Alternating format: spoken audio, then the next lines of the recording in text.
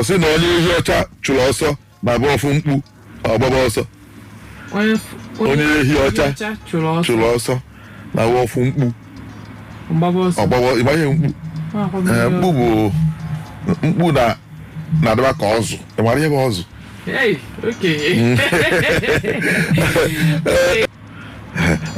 Enwekwa ọbụ, enwere ọzụ nwee ọbụ. Ọbụ bụ onunu dị n'ime anyị. Ọ dị iche na ụmị. Ọbụ bụ akịka lụrụ ya, akụpụsị anya bụ mkpu ịnweta ọbụ. Ọ na-emi emi. O nwere inu sị na ada akwa ya ada ọbụ, na ịkwa ya ada ọbụ ọ bụrụ nlena. Ọbụ dị iche na onunu.